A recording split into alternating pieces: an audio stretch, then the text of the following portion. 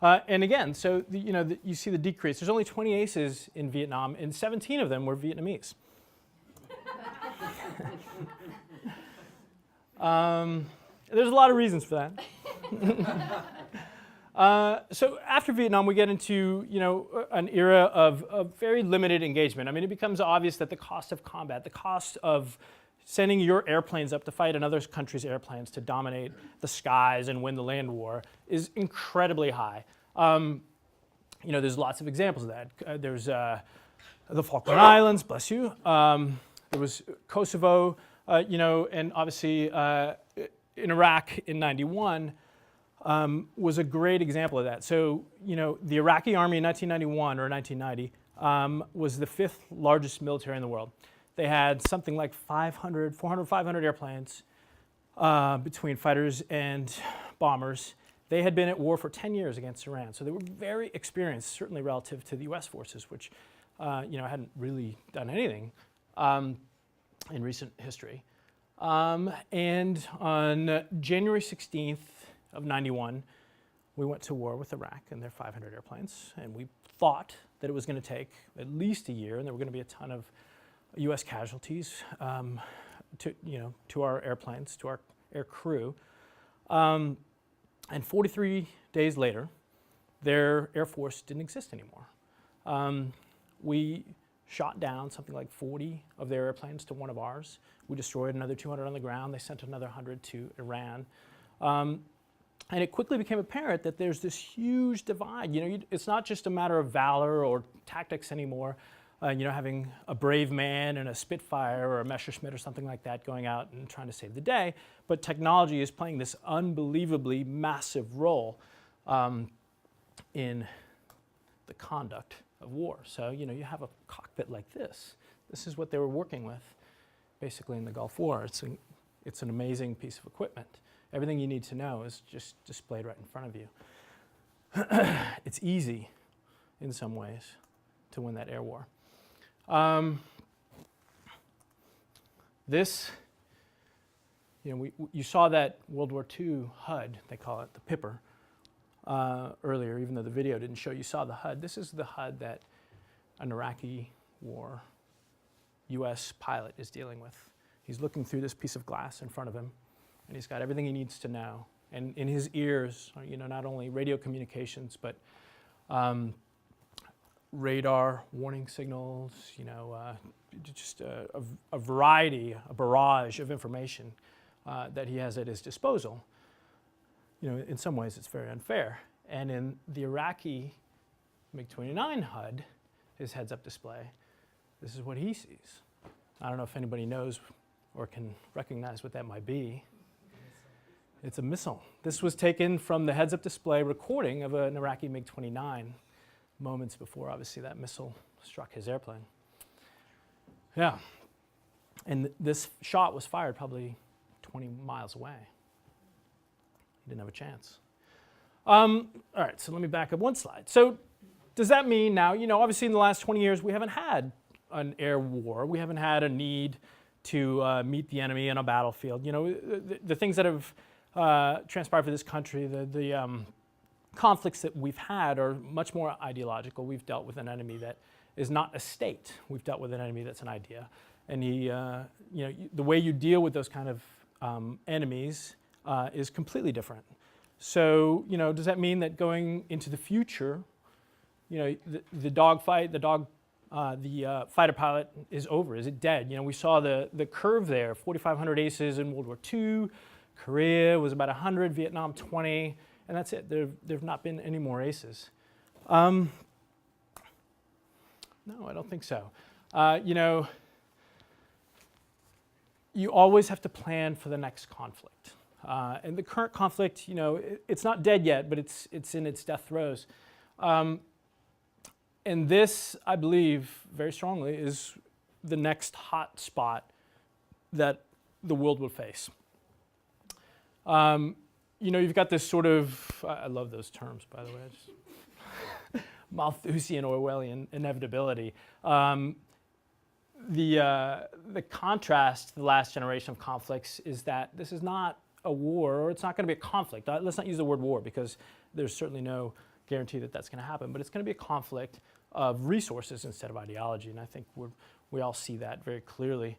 But it is inevitable. These states, they grow and they have needs, and as they grow, their needs shift, and the relationships change between states. And this piece of ocean is going to be incredibly important in the next 20 to 50 years. So right now, half the world's shipping tonnage goes right through here, half of it. And 25% of all the world's oil goes right through this. The Chinese and the Vietnamese and the Malaysians and the Sultan of Brunei and the Philippines and Taiwan all have claims to this territory. Obviously, the gorilla in the fight is China, and they have massive resources and will. They've already come to blows. I mean, there have already been shots fired over this territory. And underneath these waters are massive amounts of oil and fishing rights. The U.S. Navy is going to be right in the middle of this. We're geopolitically speaking, the U.S. is an island nation. We've been defending the right to shipping lanes for over 200 years. But China's desire for this region is not going to go away. Obviously their middle class is going to grow, and with that there's going to be an increased desire for oil and food. And in the last 10 to 15 years, China has been growing its military budget 10% a year, every year. And it's predicted to meet the United States, the size of the United States military, by about 2020 or 2030. So not really that far in the future. They have one aircraft carrier. They have a brand new stealth fighter plane that looks just like the F-20, or the F-35, I'm sorry, that's the J-20. They have submarines that they're building. They're not, it is very much on their strategic plan, admittedly on their side, to be a significant military power. So, in the middle, there will be a fighter pilot from the Navy launching his F-35 from an aircraft carrier, the USS Lincoln. He's going to be leading a division of unmanned drones. They're going to be linking up via satellite, air to air, air to surface, air to space. He's going to be using his electronic countermeasures, his decoys, chaff and flares, tactical air launch decoys, all very Star Wars. He's going to have an incredible helmet that takes that information that we had on that HUD that looked really cool and projects it in 360 degrees. And he's going to have these insane missiles that you can launch, and at a certain point you can just let them go and do their thing, and they will go to the enemy. And this is the battlefield of the future. Here's your fighter pilot, and he's taking information from all of these different sources. Every single one of those sources can be linked up to that airplane. They can do that now. It already exists. And in the future, not too far along, depending on the budget that just came out, there's going to be this thing called the F-35, the Joint Strike Fighter. It's only about $135 million. That's it. What do you get? You get all that stuff that we talked about. You get stealth, which is unbelievably important. But where does the man end and the machine begin? That's the cockpit now. We saw that incredible cockpit earlier, but that's 20 years old. This is the new thing. It'll be out any day now. And this is the fighter pilot. It looks like something out of Battlestar Galactica. But every bit of information is going to be funneled into that heads-up helmet-mounted queuing system, they call it. So, my concern as a human being involved in this world is where, like the last slide said, where does the man end and the machine begin? What is my value? Am I going to be replaced by a drone? I'm already retired, but are my peers or my descendants going to be replaced by machines, by drones? Is it over? Is it all over? Well, I have a very big romantic side, and history supports that, thankfully. Defense cancels out offense, cancels out defense, cancels out offense. This incredible sine wave that's gone on ever since somebody picked up a stick and banged the guy next to him.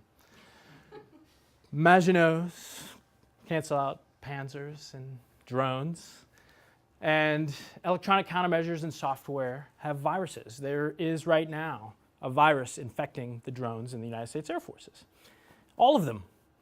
It picks up every keystroke that the operators use.